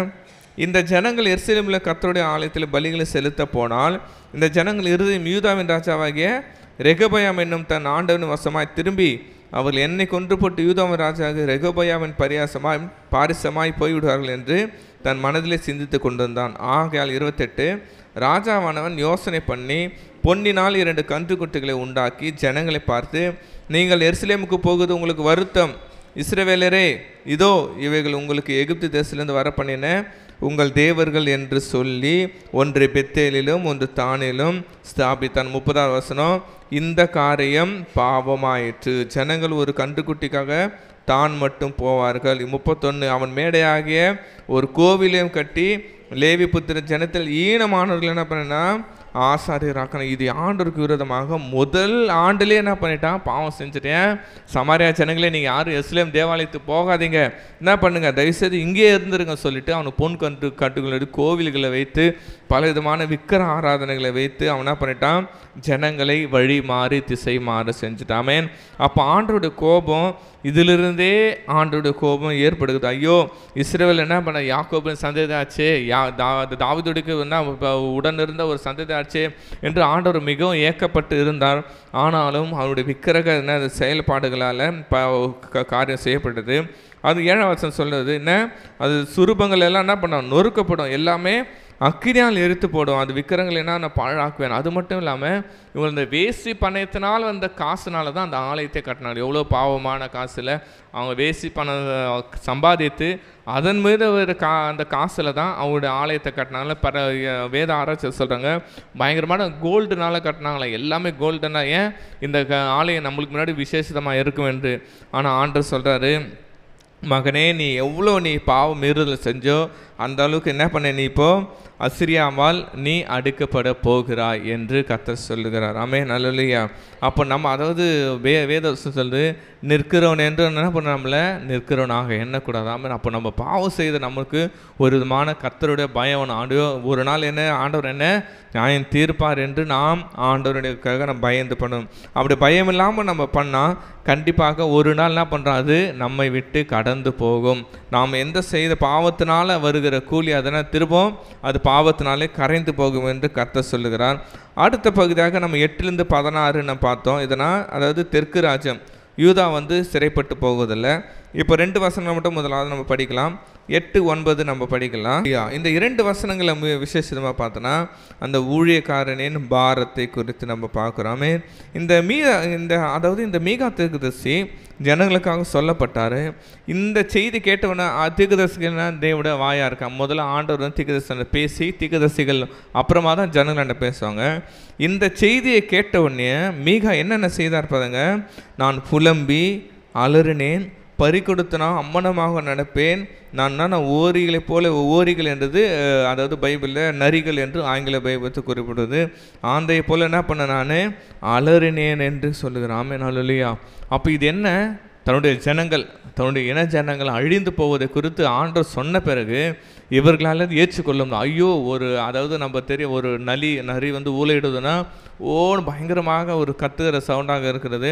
அதுபோல் இவர் இந்த ஊழியக்காரனா பண்ண அவ்வளோ அழுது அலறினார். ஆந்தை அலறு வந்து ஒரு மாதிரி கிட்ஸ் அந்த போல கேட்க, ஆண்டவரே என் ஜனங்களை என்ன பண்ண நீங்கள் அழிக்க போகிறீங்களா? ஐயோ, என் ஜனங்களை என்ன பண்ண, இந்த ஜனங்களை அழிக்க போகிறேன், இந்த ஜனங்கள் சிறைப்பட்டு போகிறோம் என்று ஊழியக்காரன் என்ன பண்ணுறான்? தன்னுடைய துக்கத்தில், அவருடைய அதிக துக்கத்தில் தன் ஆடைகள்லாம் கூட இல்லாமல் கூட நான் ரோட்டில் நான் கூட போவேன். அந்த அளவுக்கு தன்னுடைய இருதயத்தின் பாரத்தை அவன் வெளிப்படுத்துகிறான். அப்போ இதில் இந்த 2 வசனத்தை ஆண்டவர் நம்மளுக்கு என்ன சொல்கிறாரு? ஒரு ஊழியக்காரன் இருதயம் எப்படி இருக்கனால, நீ தப்பு செஞ்சலை உனக்கு அடி வாங்கடா, நீ தப்பு செஞ்சலை பாவம் செஞ்சலை அதனால தான் உனக்கு அந்த பலிகள் வருகிறது என்று நாம் ஒரு சில சூழ்நிலை இருப்போம். ஆனால் உண்மையான ஒரு கர்த்தருடைய பிள்ளைகளோட பாரம் ஆமேன் அந்த ஆத்மாக்காக நாம் பரிதபிக்கிறவர்களாக இருக்கணும். ஆமேன் அல்லேலூயா. ஏனென்றால் நம்ம எசேக்கியேல் புத்தகத்தில் பார்க்குறோம், ஒரு துன்மார்க்கன் சாகிறது எனக்கு பிரியமோ, அவன் எவ்வளவும் தன் பாவத்தை விட்டு மனம் திரும்புவது அல்லவோ எனக்கு பிரியம் என்று சொல்லுகிறான். ஆமேன். எனக்கு கூட ஊழியத்தின் ஆரம்பத்தில் வந்து நிறைய காரியங்களை அது போல் இருக்கும். என்ன, யாராவது விற்கிறங்க செஞ்சால் ஆண்டவரே அவங்களை அடிங்கப்பா, ஆண்டவர் தொடுங்கப்பா, ஏதாவது காட்டுங்கப்பான்னு சொன்னேன். அப்புறம் இந்த இசைக்கில் அந்த வசனத்தை படித்த பிறகு எனக்கே ஐயோ, துன்மார்க்கன் சாகிறது ஆண்டவருக்கே பிரியம் இல்லை, அது நம்ம என்னடா அவனோட மரணத்தை விரும்பி நம்ம சபிச்சு கொண்டிருக்கோமேனு ஆண்டவர் இருதயத்தை மாற்றினார். ஆமேன். அதுபோல தான் நான் ஆண்டவர் இன்னைக்கு நம்மளும் பார்த்து கேட்குறாமே, நம்ம ஏதாவது ஒரு நம்ம போகிறோம் கோவில், எத்தனை பேர் பூஜை செய்யுங்க, ஒரு பேர் பாவம் செய்யல இருப்பாங்க, அவர்களை பார்த்து நம்மளுடைய மனப்பான்மை எப்படி இருக்குது? அப்படியே நீங்கள் பாவம் செய்கிறீங்க, ஒரு நாள் நரகத்து போக நம்ம சொல்லிட்டு போகிறோமா, இல்லை இந்த மீகாத்திக்கு அலறுகிறோமா, ஐயோ இந்த ஜனங்கள் அழிந்து போகிறார்களே, ஐயோ இந்த ஜனங்கள் அழிந்து போகிற நம்ம ஜனங்களுக்காக பரிதபிக்கிறோம். ஆமேன். வேதாகமத்தில் பார்த்தீங்கன்னா அந்த மோசேயுடைய தீர்க்கதரிசி நம்ம தெரியும். மோசே என்ன செய்தார்? ஆண்டவருடைய கோபமே அவர்களால் அழிக்கப்பட்டன. மோசே ஜனங்களை என்னை விட்டு விடு, உன்னை நான் ஒரு பெரிய ஜனங்களை அழுத்தி விடுகிறேன் சொன்னபோது மோசே என்ன சொன்ன? ஆண்டவர் என் பேரை வேணா ஜீவ புஸ்தகத்தில் கிறுக்கி போடுங்க, இந்த ஜனத்து மேலே நீங்கள் பரிதாபமாக இருங்க. ஆமாம், நம்மளுக்கு என்ன இருக்கும்? ஆண்டவரே பரவாயில்லப்பா, என்னை நீங்கள் செட்டில் பண்ணுறீங்களே, இந்த ஜனங்க தப்பு செஞ்சாங்க அழிவாங்க. ஆனால் உண்மையான இருதயம் அப்படி அல்ல. ஆமேன். ஆண்டோட உண்மையான இருதயம், உண்மையான ஏக்கம், ஆண்டவர் நான் மறித்து போனால் கூட பரவாயில்ல, அவனை நீங்கள் காப்பாற்றுங்க அப்பா, நான் நரகத்துக்கு போனோட பரவாயில்ல, ஆனால் அந்த ஒரு அழிந்து போகிற ஆத்மான ஒரு பரலோகத்துக்கு சேர வேண்டும் என்று நாம் ஒவ்வொரு ஊழியக்காரன் இருதயம் பாருன்னு. ஆமென் அல்லேலூயா. நம்ம நேற்று பார்த்து நீதிமொழி 24 அதாவது மரணத்துக்கு நியமிக்கப்பட்டவர்களையும் பாவத்திற்குன்னு நியமிக்கப்பட்டவர்கள் என்ன பண்ணி கூடுமான விடுவி, உன்னால் முடிஞ்ச அளவுக்கு என்ன பண்ணுங்க, பாவத்தில் இருக்கிற சாபத்தில் இருக்க விக்கிரகத்தை தொழிலில் இருக்கும் என்ன பண்ண, உன்னால் கூடுமான மட்டும் உதவி செய் என்று சொல்லுகிறார். ஆமென் அல்லேலூயா. அது மட்டும் நிறைய வசனம் பார்த்தோம். உன் சத்துரு என்ன பண்ணும், நீ விழும்போது என்ன பண்ண, நீ சந்தோஷப்படாத, அவனை எப்படியா நீ காப்பாற்ற பாரு என்று தான் கர்த்தர் சொல்லுகிறார். ஆமென். அப்போ இன்றைக்கும் நம்முடைய இந்த மீகான் இருதயம் நம்ம ஒவ்வொருக்கும் வேணும். ஆண்டவரே இந்த ஜனங்கள் தப்பு செஞ்சு கஷ்டப்பட்டாலும் பரவாயில்ல, ஆனாலும் தகப்பனே நான் என்ன பண்ண மாட்டேன், இவங்களை என்ன பண்ண மாட்டேன், ஆண்டவரே இவங்களை சபிக்க மாட்டேன், இவங்களுக்கு நான் என்ன பண்ணுவேன், நான் இவங்களுக்கு அழுது ஜெபித்து நான் திறப்பில் நிற்பேன் என்று எத்தனை பேர் நம்ம சொல்ல போகிறோம். ஆமென். ஒரு வசனத்தை மட்டும் நம்ம வாசிக்கலாம். யாக்கோபு 5ஆம் அதிகாரம் 20ஆம் வசனத்தை நான் வாசிக்கலாம். யாக்கோபு 5:20 நான் உங்களுக்காக வாசிக்கிறேன். தப்பி போன மார்க்கத்தினின்று பாவியை திருப்புகிறவன் ஒரு ஆத்துமாவை மரணத்தினின்று ரட்சித்து திரளான பாவங்களாய் மூடுவான் என்று உங்களை என்ன பண்ண நீங்கள் அறிய கடவுள். ஆமென் அல்லேலூயா. அப்போ இன்றைக்கும் எத்தனையோ விதமான தப்பி போன ஜனங்கள் இந்த உலகத்தில் இருக்காங்க. இன்றைக்கும் எத்தனையோ விதமான ஜனங்கள் ஆண்டவர் விட்டு விலகி போகிறாங்க, பாவத்தில் இருக்கிறாங்க, ஆண்டவர் அறிஞ்சும் பாவத்தை செய்கிறாங்க. ஆனால் நாம் அவர்களை பார்த்து கடந்து போகலாம் இருக்கக்கூடாது. ஆமென் அல்லேலூயா. நம்ம புதிய ஏற்பாட்டில் ஆண்டவர் சொன்னார், ஒரு வழிபோக்கன் அடிபட்டு கிடக்கும்போது ஆசாரியர்கள்லாம் பண்ண கடந்து போகிறாங்க, லேவியர்கள் கடந்து போகிறாங்க, இஸ்ரவேல் கடந்து போகிறாங்க. ஆனால் ஆனால் சமாரியனாக இருந்த ஒருவன் என்ன பண்ண, அவன் இறங்கி அவனே ஆடு இதற்கு பிறன் யார், நெய்பரை உண்மையான உதவி செய்து யார், அமேன் சமாரியன். அதுபோல் நாமளும் எத்தனை ஜனங்கள் பாவப்பட்ட ஜனங்களை நம்ம கடந்து போகல நம்மளுக்கு, அமேன் அவளை இறங்கி அவளை பாவத்திலிருந்து மிளக்கி மீட்டுகிற ஒரு செயலை நாம் செய்ய வேண்டும், அமேன். இப்போ அடுத்தபடியாக 10-16 நம்ம படித்து முடிச்சிடலாம். இதில் பார்த்தீங்கன்னா அநேக பட்டணங்களுடைய பெயர்கள் குறிக்கப்பட்டது. ஆனால் பட்டணத்தும் இவர் சொன்ன தீர்க்கதரிசனம் அவ்வளோ ஒற்றுமையாக இருக்குது எபிரேய பாஷையில், ஆமென். ஆண்டவர் யாக்கோபுன்னு பேரை பார்த்தோம். ஆனால் என்ன பண்ண, யாக்கோபுனா எத்தன். ஆனால் சிறுவதில் ஏமாட்டான் கர்த்தரை முன்னாமே அறிந்து ஆனால் அந்த பெயரை நிறைய விஷயத்தில் நம்ம வேதாந்தத்தில் பெயர்களும் அவருடைய செயல்களும் விசேஷமாக ஒத்திருக்கிறது. இவர் சொன்ன பட்டணங்களுடைய பெயர்களும் அர்த்தங்களும் விசேஷமாக ஒத்திருக்கிறது. முதலாவது பார்க்குறோம் காத்பட்டணம். காத்பட்டணம் என்ன, அருகிலுள்ள பெலிஸ்தரின் பட்டணம், அந்நிய பட்டணம். அதில் என்ன சொல்கிறாரு, நீங்கள் போய் அங்கே போய் என்ன பண்ணுங்க, சொல்லாதீங்க இதுமாரி எங்களை என்ன பண்ண இஸ்ரவேல் அழிக்க போகிறோம், அது உனக்கு தான் அவமானம், ஆமென். அதாவது நம்ம சொல்லுவோம், நம்ம வீட்டில் பிரச்சனைகள் அது நம்மோடு இருக்கட்டும், பிறர்னா நான் எதிரியாக இருக்கிறான், நீ அவனாண்ட சொன்னால் உன்னை என்ன பண்ணுவான், உன்னை திரும்ப உனக்கு குறைவாக தான் பேசுவான், உனக்கு நேரிட்ட துக்கத்தை தான் இப்போ நீ பிறனுக்கு சொல்லாதே என்று சொல்லுகிறார். அது மட்டும் இல்லாமல் 11ஆம் வசனத்தில் சொல்கிறார் பாருங்கள், அதாவது சாப்பீரில் கூடிய, சாப்பீரினாலே ஒரு அழகுன்னு அர்த்தமாக, அந்த பட்டணம் அந்த சாப்பீர்னால அழகு என்ற ஒரு பொருள்கள்மா. சாப்பீர் பட்டணத்துக்கு ஆன்சர், சாப்பீர் பட்டணமே நீ அழகுன்னு நினச்சினுக்காத, உன்னை அம்மனமாக கூட என்ன உன்னை அதாவது உன்னை நிர்வாணப்படுத்தி என்ன பண்ணுவாங்க, உன்னை அசிங்கப்படுத்துவாங்க என்று அந்த அளவுக்கு ஆண்டோடைய சாபம் அவர்கள் மேலே வருகிறது. அடுத்தபடியாக 11ஆம் வசனம் இன்னொரு பட்டணம் இருக்குது, சாயானில் கூடியிருக்கு, ஆமென். சாயானில் கூடியிருக்குன்னா வெளியேறுன்னு அர்த்தமா. அப்போனா நீ இந்த பட்டணத்தில் இருக்குன்னா பண்ண நீங்கள் இதிலே நீங்கள் குடியிருக்க மாட்டீங்க, தேவனுடைய கோபம் வரப்போகிறது, உங்கள் எல்லாம் என்ன பண்ண போகிறாங்க, வெளியேற்ற போகிறார்கள் என்று சொல்லப்படுது. அது மட்டும் இல்லை 11ஆம் வசனத்தில் இன்னொரு அது பெத் ஏசேல், உங்கள் புலம்பல் உங்களுக்கு அடைக்கலமாக, அதாவது பெத்தியலேசேல் என்றவங்க என்னென்னா அவள் மிகவும் சந்தோஷமாக இருக்கிற ஒரு பட்டணமாக நினச்சிருந்தாங்களே. நாங்கள் ஆண்டோடைய பிள்ளையா, எங்களுக்கெல்லாம் துக்கம் வராது. ஆண்டு சொல்ல இல்லை, உங்கள் சந்தோஷம் எப்படி மாறப்போகுது, ஒரு புலம்பலாக மாறப்போகுது என்று சொல்லுகிறார். அது மட்டும் இல்லாமல் 12ஆம் வசனத்தில் மாரேத் என்றாலே என்னென்னா கசப்பு, ஆமே. இவங்க நினச்சின்னுக்கிறாங்களா எங்களுக்கு நிறைய நல்லது நடக்கும், நாங்கள் ஆண்டவரை விட்டு போனால் கூட எங்களுக்கு நடக்குன்னு. ஆண்டவர் சொல்கிறார், மாரேத் உன்னுடைய பெயருக்கு அர்த்தம் என்ன, கசப்பு. உன் மேலே இப்போ கசப்பின் ஆண்டவருடைய நியாய தீர்ப்பு உனக்கு எப்படி இருக்கும், கசப்பாக இருக்க போகிறது என்று சொல்கிறார். அது மட்டும் இல்லை, ஆனாலும் தீமை கத்திடத்தில் எஸ்ஏமின் வாசல் வரைக்கும் வந்தது என்று சொல்லுகிறார். அது மட்டுமில்லாக 13ஆம் வசனத்தில் லாகிஸ்னா கோட்டை. என்ன நான் கோட்டை, லாகிஸ்ன்னு கோட்டைன்னா ஒரு அரணான கோட்டை, அவங்கள லாகிஸ்ன்னு கோட்டைன்னு சொல்லுவாங்க. அதில் இருக்கிறவங்க அதில் இருக்கிற வில்வீரர்கள், அந்த குதிரை ஓட்டுகள் எல்லாமே ரொம்ப ஸ்ட்ராங்குன்னு அர்த்தமா. ஸ்ட்ராங்குனா எங்களை யாரும் தொட முடியாது. ஆண்டு சொல்கிறாரு, எப்பா அந்த லாகிஸில் குடியிருக்குள்ளே உங்களிடத்தில் என்ன பண்ணுகிறது, அந்த நியாய தீர்ப்பு வரப்போகிறது, உங்களிடத்தில் தேவனுடைய நியாய தீர்ப்பு நெருங்க போகிறது என்று சொல்லுகிறார். அந்த பாதகங்கள் என்ன, அந்த காரணமே இவங்க தான், அதோட மீறுதல்களாக இருக்கிறது. 14 வருஷத்தை ஒரு பேர் பார்க்குறோம். அதாவது அது என்ன 2 தான் பேர், அது மோர்ஷேத் காத் என்றது. அதுவும் என்ன ஒன்றா, மோர்ஷேத் காத்துனாலே பொய்க்கு அவங்க காரணமாக, பொய்னா அநேக விதத்தில் அந்த யூதா ஜனங்களை பொய்யினால் நான் அவகரித்து என்ன பண்ணுறாங்க, பாவத்துக்கு உட்பட்ட ஒரு நாடாக இருக்குது. அடுத்தபடியாக மாரோஷ் பண்ணுறோம். இது என்ன பார்த்தீங்கன்னா, அதாவது வாரிசுன்னு அர்த்தமா. இவனா இத்தனை வருஷம் நீங்கள் வாரிசாக வந்த இந்த தம்பதிகளே, இதற்கப்புறம் உங்களுக்கு என்னது வாரிசே இருக்காது, உங்களை தேவன் என்ன பண்ண சிறைப்பட்டு போகிறார் என்று கர்த்தர் அவங்களுக்கு சொல்லுகிறார். அது மட்டும் இல்லாமல் அதுல்லாம் பார்க்குறோம். அதுல்லனால என்னென்னா, எது தாவீது அடைக்கலமாக ஓடி போன பட்டணம். இவர்களுக்கும் அது அடைக்கலம் பட்டணம் போல் இருந்தது. ஆனால் அது இல்லாமல் என்ன பண்ண, உனக்கும் அது என்ன பண்ண, உன் மகிமை என்ன பண்ண இல்லாமல் போய்விடும் என்று சொல்லுகிறார். 14 உனக்கு அருமையான உன் பிள்ளைகள் நிமித்தம் உன் தலை என்ன பண்ண சிறைத்து மொட்டையிட்டுக்குள்ள கழுகை போல் முழு மொட்டையாயிரு என்று அவர்கள் உன்னை விட்டு சிறைப்பட்டு போகிறார்கள். ஏனென்றால் அந்த பாபிலோன் சிறைப்பட்டு போகும்போது அவர்லாம் பண்ணாங்க, நல்ல வாலிபர்கள் எல்லாரும் சொல்லிட்டு வீட்டில் அந்த பட்டணத்தில் வயதானவர்களையும் அதாவது நொண்டியானவர்களும் அப்படியாப்பட்ட ஜனங்களும் தான் விட்டுட்டு போனாங்களாம். ஏன்னா நம்மளுக்கே ஒரு துக்கத்தினால் என்ன பண்ணோம், நம்ம மொட்டையடித்துக்கு துக்கத்தை அனுசரிக்கிற ஒரு அந்த கலாச்சாரம் யூதா தேசத்தில் இருந்தது. ஆண்டவர் சொல்கிறார், அப்போ இப்படியாப்பட்ட ஒரு தைரியமாக நீங்கள் செஞ்ச ஒரு பாவத்தின் நிமித்தம் உங்களுக்கு என்ன பண்ணுகிறது, நீங்கள் எப்பேற்பட்ட அரணாக இருந்தாலும் கர்த்தருடைய நியாய தீர்ப்பு என்ன பண்ணுறது, உன்னை தேடி வருகிறது என்று சொல்லுகிற. ஆமென், அல்லேலூயா.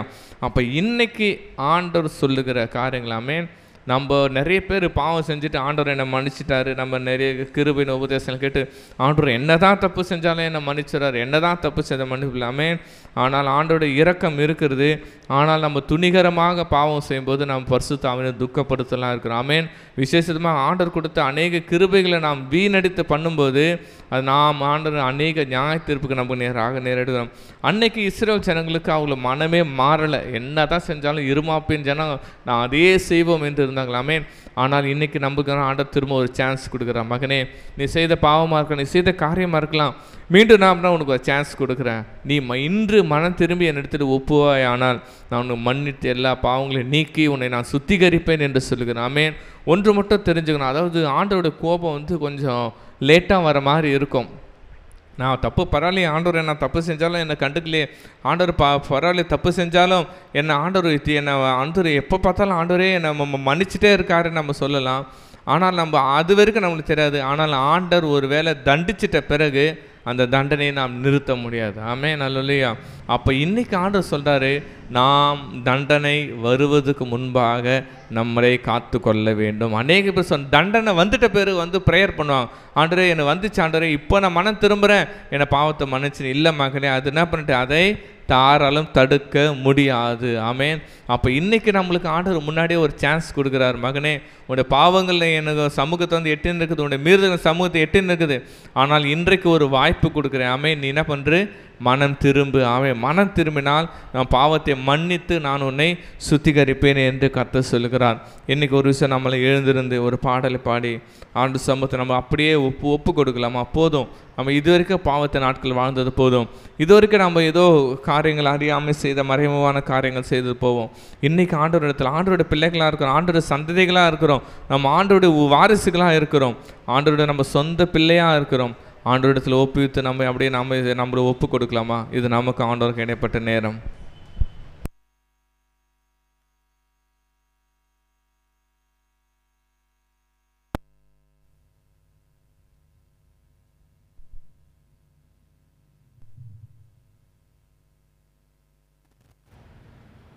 தூபம் போல் என் செபங்கள்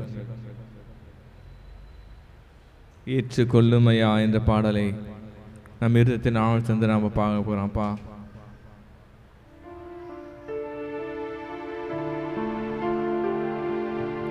ஆண்டவரே, அநேக முறை நான் நினச்சதுண்டு, ஏதோ அவங்க என்னை ஆண்டவரை சிறைப்படுத்துகிறாங்க, அவள் செஞ்ச காரியம் தான் எனக்கு பின்பாக வருகிறது, அவள் செஞ்ச காரியம் தான் என்னை பின்தொடர்ந்து வருகிறது, மற்றவர்களையே நம்ம பார்த்து இருந்திருப்போம்.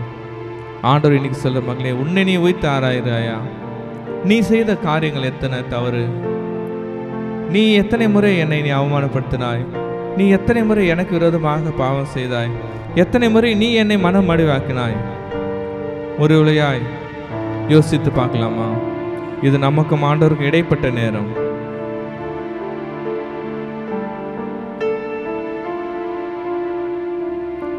ஆண்டவரே, அப்பா சாரிப்பா,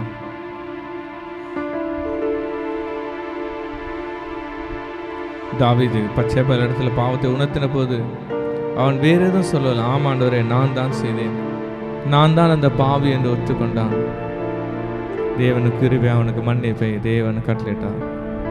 எனக்கு ஒரு விஷயம், ஆண்டவரே, நான் கஷ்டப்படுறதுன்னா ஒருவேளை அது என்னுடைய தப்பு தான்ப்பா, நான் கஷ்டப்படுறதுன்னா ஒருவேளை அது என்னுடைய மீறல் தகப்பனப்பா, என்னை ஒரு சரி மன்னிங்க தகப்பனப்பா. இன்று நாங்கள் மனம் மாற்றி கொள்ளுகிறோம் தகப்பனே. எங்களுக்கு நிந்தனைகள் வேண்டாம்ப்பா, எங்களுக்கு அவமானங்கள் வேண்டாம்ப்பா, போதும் அப்பா. ஆண்டவரே, என்னுடைய செயல்கள் உமக்கு விரோதமாக இருந்தால் ஒரு சில எங்கள் பாவத்தை மன்னித்து எங்களை சுத்திகரிங்க ஆண்டவர் சொல்லிட்டு ஆண்டவர் சமூகத்தை நம்ம ஜெபிக்கலாமா? இது நமக்கு ஆண்டவருக்கு இடைப்பட்ட நேரம். தூபம் போல் என் ஜெபங்கள் ஏற்றுக்கொள்ளும் ஐயா, தூபம் போல் என் ஜெபங்கள் ஏற்றுக்கொள்ளும் ஐயா, மாலை பலி போலின் கைகளை உயர்த்தினேன் ஐயா. சொல்லமா, உம்மை நோக்கி கதறுகிறே, விரைவாய் உதவி செய்யும். சொல்லமா, உம்மை நோக்கி கதறுகிறேன், விரைவாய் உதவி செய்யும். தூபம் போல் என் ஜெபங்கள் ஏற்றுக்கொள்ளும் ஐயா. தூபம் போல் என் ஜெபங்கள் ஏற்றுக்கொள்ளும் ஐயா. மீகா 1 அதிகாரம் 2 வசனம். சகல ஜனங்களே கேளுங்கள், பூமியே அதன் உள்ளவைகளே செவி கொடுங்கள். கர்த்தராகிய ஆண்டவர் தம்முடைய பரிசுத்த ஆலயத்தில் இருக்கிற ஆண்டவரே உங்களுக்கு விரோதமாக சாட்சியாயிருப்பார். 3. இதோ கர்த்தர் தமது ஸ்தானத்திலிருந்து புறப்பட்டு வருகிறார். அவர் இறங்கி பூமியின் உயர்ந்த இடங்களை மிதிப்பார். இந்த வசனங்கள் மூலமாக ஆண்டவர் என்னோடு கூட இடைபெற்றார். இந்த நாளில் கூட கர்த்தர் இந்த வசனம் மூலமாக என்னை உய்த்து ஆராய்ந்து பார்க்க சொல்லுகிறாரு. என்னிடத்தில் ஏதாவது பாவங்கள் இல்லை மீறுதல்கள் ஏதாவது உண்டா இருக்கிறதா என்று என்னை இந்த நாளில் ஆராய்ந்து பார்க்க சொல்லுகிறார். ஏன்னா இந்த இடத்துல இந்த வசனம் சொல்லுகிறபடி நானும் அநேக நேரத்தில் ஆண்டவருடைய வார்த்தையை கேட்காதபடிக்கு, ஆண்டவருடைய வார்த்தைக்கு நான் செவி கொடுக்காதபடிக்கு என்னுடைய செவியை நான் அடைத்திருக்கிறேன். இந்த நாளில் இந்த வசனம் என்னோடு கூட பேசி கொண்டிருக்கிறது. இன்றைக்கு ஆண்டவர் என்னை மனம் திரும்புதலுக்கு நேராக நான் ஒப்பு கொடுக்க வேண்டும் என்று கர்த்தர் சொல்லுகிறாரு. நானும் எனக்குள்ள ஒரு எண்ணம் இருந்துச்சு, நான் தான் ஊழியம் செய்கிறேனே ஆண்டவரே, இப்போ நான் தான் உங்களுக்கு ஏற்ற பிள்ளையா நான் மாறிட்டேனே, என்னிடத்துல என்ன குறை உண்டு என்று. ஆனாலும் ஆண்டவர் சொல்றாரு, இன்னும் உன்னிடத்தில் ஒரு குறை உண்டு. நீ அநேக நேரத்தில் என்னுடைய வார்த்தையை நீ முழு இருதயத்தோடு நீ ஏற்றுக்கொள்ள மாற்ற, நீ செவி சாய்க்க மாற்ற. இதோ இந்த நாள்ல உன்னுடைய பரிசுத்த ஆலயமாகிய உன்னுடைய சரீரத்துக்குள்ள நான் வாசம் செய்கிற, உன்னுடைய சரீரத்துல ஏதாவது அசுத்தமானது காணப்பட்டால் இதோ நானே உனக்கு நான் சாட்சி கொடுப்பேன். அதனால உன்னிடத்துல காணப்படுகிற பாவங்கள், அக்கிரமங்கள், மீறுதல்களை எடுத்து போடு. இன்றைக்கு நான் உனக்கு ஒரு மனம் திரும்புதலை நான் கட்டளையிடுவேன். அது மாத்திரம் அல்ல, ஒரு நித்திய ரட்சிப்பை நான் கட்டளையிடுவேன் என்று கர்த்தர் சொல்லுகிறார். ஒருவேளை நம்ம கேட்கலாம், இந்த ரட்சிப்பை நான் ஏற்கனவே பெற்றுக்கொண்டேனேன் என்று. நம்ம ரட்சிப்பின் பாதையில் நம்ம ஏற்கனவே வந்துவிட்டோம். ஆனால் நம்ம நித்தியத்திற்கு கொண்டு போவது எதுனா ஆண்டவருடைய வார்த்தை. அந்த ஆண்டவருடைய வார்த்தையை நம்ம அனுதினமும் கேட்க கேட்க, அவருக்கு செவி சாய்க்க சாய்க்க நம்ம அனுதினமும் அவருடைய ரட்சிப்பின் பாதையிலே நாம் நடக்க முடியும். இந்த நாளில் கூட நம்மை நாமே ஒப்பு கொடுப்போமா? ஒருவேளை என்ன போல நீங்களும் ஆண்டவருடைய வார்த்தைக்கு சில நேரத்தில் செவி சாய்க்கவில்லை என்றால் நம்ம ஒரு அடி நம்ம முன்பாக இதோ நம்ம ஆண்டவரிடத்துல நம்மை ஒப்பு கொடுத்து ஜெபிப்போமா? இதுவரைக்கும் ஆண்டவரே நாங்கள் எத்தனையோ விஷயத்துல நாங்கள் உங்களுக்கு செவி சாய்க்கல, ஆனால் இனிமேல் இந்த வார்த்தையின் மூலமாக நீங்கள் எங்களோட பேசியிருக்கீங்க. நாங்கள் எங்களை ஒப்பு கொடுக்கிறோம். இனி உங்களுடைய வார்த்தைக்கு நாங்கள் செவி சாய்க்க போகிறோம். இனி ஆண்டவரே உங்களுடைய வார்த்தையை நாங்கள் கேட்டு அதன்படி நடக்க போகிறோம் என்று நம்மை நாமே ஒப்பு கொடுத்த தெய்வ சமூகத்தில் நம்ம ஜெபிப்போம்.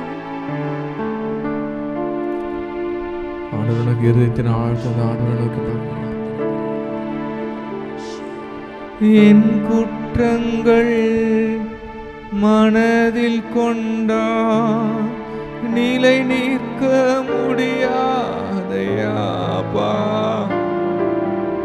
என் குற்றங்கள் நீர் மனதில் கொண்டா நிலை நிற்க முடியாதையா. மன்னிப்பு தருபவரே, உம்மை தான் வேண்டுகிறேன். மன்னிப்பு தருபவரே, உம்மை தான் வேண்டுகிறேன். சொல்லமா, உம்மை நோக்கி அப்பா கதறுகிறேன், விரைவாய் உதவி செய்.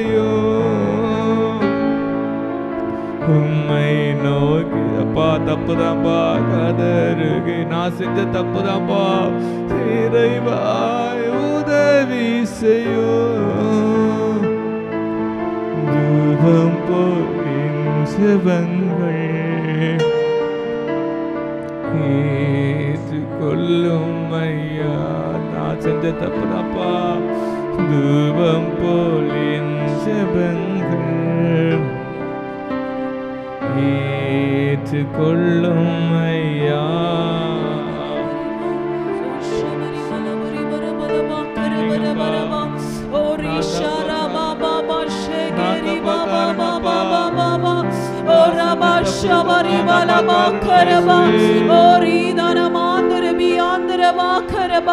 பரிசுத்த ஆவியானவரே, இந்த வேளையில ஒரு விசையாக எங்களை பரிசுத்தப்படுத்துங்கப்பா. எத்தனையோ வேளையில உம்முடைய சத்தத்திற்கு நாங்க செவி கொடாம நாங்க போயிருக்கோமே, உமக்கு விரோதமாக நாங்கள் பாவங்கள் செய்திருக்கிறோமே. எத்தனையோ தடவை எங்களோடு கூட நீங்க பேசின போதும் அப்பா அந்த காரியங்களை நாங்க செய்திருக்கிறோமே, துணிந்து நாங்க பாவங்கள் செய்திருக்கிறோமே. இந்த வேளையில ஒரு விசையாக உம்முடைய ரத்தத்தினால எங்களை கழுவி சுத்திகரிங்கப்பா. எங்க ஆவி ஆத்தும சரீரத்தை பரிசுத்தப்படுத்துங்க. நீங்களே அந்த தேவனுடைய ஆலயம் என்று வசனம் சொல்லப்படுகிறது. இன்றைக்கு எங்க ஆலயத்தை கர்த்தர் பரிசுத்தப்படுத்துவீராக. உமக்கு பிரியமில்லாத காரியங்கள் ஏதாவது எங்களிடத்துல காணப்பட்டால் ஒரு விசையாக உம்முடைய ரத்தத்தினால கழுவி சுத்திகரிங்கப்பா. அப்பா, எந்த ஒரு விக்கிரகமோ எங்களை ஆளுகை செய்யக்கூடாது ஆண்டவரே. உம்முடைய வார்த்தை மாத்திரமே எங்களை ஆளுகை செய்யட்டும் ஆண்டவரே. அப்பா, இனி முதல் ஆண்டவரே நாங்கள் உம்முடைய வார்த்தையை மாத்திரம் கேட்டு அதற்கு நாங்கள் செவி கொடுத்து நாங்கள் மனம் திரும்புதலுக்கு ஏற்ற கனிகளை நாங்கள் கொடுப்போம் ஆண்டவரே. அப்பா, இந்த வேளையில அப்பா ஒரு விசையாக எங்களை நீங்க மன்னித்து ஏற்றுக்கொள்ளுங்கப்பா. நித்தியம் வரைக்கும் ஆண்டவரே நாங்க உங்க ரட்சிப்பின் பாதையில நடக்கிறவளாய் ஆண்டவரே எங்களையும் எங்களுடைய அடுத்த வருகிற எங்களுடைய சன்னதியும் கர்த்தர் காப்பாற்றுவீராக. கர்த்தர் இன்றைக்கு எங்களுக்கு ஒரு பெரிய ஆண்டவரே பாவ மன்னிப்பின் நிச்சயத்தை கர்த்தர் கொடுத்ததற்காக நன்றி. ஒரு பெரிய ரட்சிப்பை கர்த்தர் கட்டளையிட்டதற்காக நன்றி செலுத்துகிறோம் ஆண்டவரே. இந்த ரட்சிப்பை பெற்ற நாங்கள் ஒரு எழுப்புதலுக்கு பங்குள்ளவர்களாய் நாங்கள் புறப்பட்டு சென்று ஆண்டவரே யார் யாரெல்லாம் ஆண்டவரே இந்த பாவ கயிற்றுக்குள்ளாய் சிக்கி கொண்டிருக்கிறார்களோ அவர்களையும் இயேசுவின் நாமத்தினால் ஆண்டவரே நாங்கள் வெளியில் கொண்டு வருவோம் என்பதை நாங்கள் விசுவாசிக்கிறோம் ஆண்டவரே. இன்றைக்கு அப்படிப்பட்ட பெரிய ரட்சிப்பை கட்டளையிட்டதற்காக நன்றி. இயேசுவின் ரத்தம் ஜெபம், இயேசுவின் நாமத்தினால் பிதாவே, ஆமென். நம்ம இப்போ ஒரு தீர்க்க தரிசன செயல் செய்யலாம். இந்த இரண்டாவது வசனம் போடப்பட்டபடி நம்ம இன்றைக்கு நம்மளுடைய செவிகள்ல நம்ம கைகளை வைத்து நம்ம ஜெபிக்க போகிறோம். ஆண்டவர் பயன்படுத்துகிற போர்ட், அவர் கம்யூனிகேட் பண்ற பகுதி எதுனா நம்மளுடைய செவிகள் தான். நம்ம அநேக நேரத்துல இந்த உலகத்துடைய சத்தத்தையே கேட்டுக்கொண்டு இருக்கிறோம். ஆனால் இன்றைக்கு கர்த்தர் சொல்லுகிறார், உன்னுடைய செவியை சாய்த்து என்னுடைய வார்த்தையை நீ கேட்பாயா என்று. நம்ம இப்பொழுது நம்ம செவிகள்ல கை வைத்து நம்ம ஜெபிக்க போகிறோம். ஆண்டவர் இன்றைக்கு நமக்கு கேட்கிற இருதயத்தை தரப்போகிறார். அதன்படி ஆண்டவருடைய வார்த்தையை கேட்டு நம்ம இனி நடக்க போகிறோம். நம்ம ஒரு விசையாக நம்ம கண்களை மூடி நம்ம செவிகள்ல கை வைத்து நம்ம ஜெபிப்போமா? இந்த வேளையில கூட அப்பா எங்களுடைய செவிகளை நீர் பரிசுத்தப்படுத்துவீராக. போதும் ஆண்டவரே, இந்த உலகத்துடைய சத்தத்தை கேட்டது அப்பா, இதோ பிசாசுடைய சத்தத்தையும் உலக மனிதர்களுடைய சத்தத்தையும் கேட்டது போதும் ஆண்டவரே. இந்த நாள் முதற்கொண்டு பரிசுத்த ஆவியானவர் நீர் என்ன சொல்கிறீரோ அதை நாங்கள் கேட்க போகிறோம். அதற்கு நாங்கள் செவி சாய்க்க போகிறோம். எங்களுடைய செவியை கர்த்தர் பரிசுத்தப்படுத்தினதற்காக நன்றி அப்பா. இதோ இன்றைக்கு எங்களுக்கு கேட்கிற இருதயத்தை கர்த்தர் கொடுத்ததற்காக நன்றி ஆண்டவரே. உடைய வார்த்தைகளை நாங்கள் உட்கொண்டு அப்பா நாங்கள் அதன்படி நடப்போம். இயேசுவின் ரத்தம் ஜெயம், இயேசுவின் நாமத்தினால் பிதாவே, ஆமென். அல்லேலூயா. இன்னைக்கு நம்ம ஒரு தீர்மானத்தோட ஒரு போக போறோம். ஏசாயா 59ஆம் அதிகாரம் 2ஆம் வசனம் சொல்லுகிறது, உங்கள் அக்கிரமங்களே உங்களுக்கும் உங்கள் தேவனுக்கும் நடுவாக பிரிவினை உண்டாக்குகிறது. உங்கள் பாவங்களே அவர் உங்களுக்காக செவி கொடுக்காதபடிக்கு அவருடைய முகத்தை உங்களுக்காக மறைக்கிறது. ஆமென். நம்ம அநேக இடத்துல நம்ம ரொம்ப சாதாரணமாக இருப்போம். ஆண்டவரே, நான் செய்கிறது அவங்களோட தப்பு தான்ப்பா, அது நான் செய்கிறது அவங்களோட தப்பு தான் நம்ம நினச்சிட்டு அநேக நேரத்தில் நம்மளே நாமே திருப்தி கொண்டு போயிருப்போம். நீ ஆண்டவர் நம்மளை பார்த்து மீகா தீர்க்கதரிசி டைரக்டாக சொல்கிறாரு, நீங்கள் என்ன அமைதியாக உட்கார்ந்து இருக்கீங்க யூதா ஜனங்களே, நீங்கள் செய்த பாவங்கள் தான் உங்களுக்கு விரோதமாக நியாய தீர்ப்புக்கு வருகிறது. இன்னைக்கு வீட்டுக்கு போகிற ஒரே தீர்மானத்தை தான் போகிறேன். ஆண்டவரே, ஒருவேளை நான் பாடுபடுகிறேன், கஷ்டப்படுகிறேன், துன்பங்கள் கஷ்டப்படுகிறதப்பா, ஒருவேளை அது நான் செய்த பாவத்தினால் வந்திருந்தால் ஒரு சைண்டை நான் மனம் மாறுறேன்ப்பா, சாரிப்பா. இதை இத்தனை முறை நான் யோசிக்கவே இல்லைப்பா, ஏன் தான் நான் கேள்வி கேட்டேன். ஆனால் அநேக முறை நான் என்னையை நான் உயிர்த்து ஆராய்தை நான் மறந்துட்டேன் தகப்பனே. ஒருவேளை நான் செஞ்ச தப்புகள், நான் செஞ்ச மீறுதல்களால் இந்த காரியங்கள் வந்திருந்தா ஒரு இயேசு ரத்தத்தால் எனக்கு கழுவுறப்பா. இன்னைக்கு என்ன மாற்றுங்கப்பா, இன்னைக்கு என்ன ஒப்பு கொடுக்குறப்பா. நான் செபிக்கிறேன். ஆண்டவரே, எங்களை அதிகமாக நேசித்து எங்களை பாவங்களை சிலுவையில் சுமந்த எங்கள் தேவனப்பா, எங்களை உயிர்த்து ஆராய்தான ஒரு கிருபை எங்களுக்கு தாங்க தகப்பனப்பா. நாங்கள் அநேக முறை உமக்கு முன்பாக பரத்துக்கு நாங்கள் பாவம் செய்து கொண்டிருந்தோம்ப்பா. நாங்கள் அறியாமல் நாங்கள் சென்று கொண்டு இருக்கிறோம் தகப்பன. இன்று ஒரு சில எங்களை உணர்த்துங்க தகப்பனப்பா. எங்களுடைய பாவங்கள் அது உமக்கு முன்பாக இடையா இருந்தால் அப்பா, ஒரு சில இன்றைக்கு நாங்கள் எங்களை தாழ்த்தி நாங்கள் சரண்டர் பண்ணுகிறப்பா, எங்களை அப்படியே ஒப்பு கொடுக்குறப்பா. உங்களுடைய பரிசுத்த ரத்தத்தினால கழுவி அந்த பாவங்களை மீண்டும் செய்யாதபடிக்கு எங்களை மீண்டும் மறைத்து பாதுகாத்து கொள்ளுங்கப்பா. எங்களுக்கு பிரசன்னத்தினாலும் கிருபினாலும் எங்களை மூடி சுற்றி பாதுகாத்து கொள்ளுங்கப்பா. நீங்களே கூட இருங்க, வழி நடத்த பலப்பட்டு பெரிய காலம் செய்யுங்க. ஏசு நல்ல பிதாவே, ஆமென். அல்லேலூயா, அல்லேலூயா. ஆண்டவருக்கு நாம் செவி கொடுப்போம், ஆண்டோட வார்த்தைக்கு நாம் செவி கொடுப்போம். ஆண்டோட நியாயத்திற்கு வராமல் கர்த்தர் நம்மை பாதுகாத்து நடத்துவாராக. ஆமென்.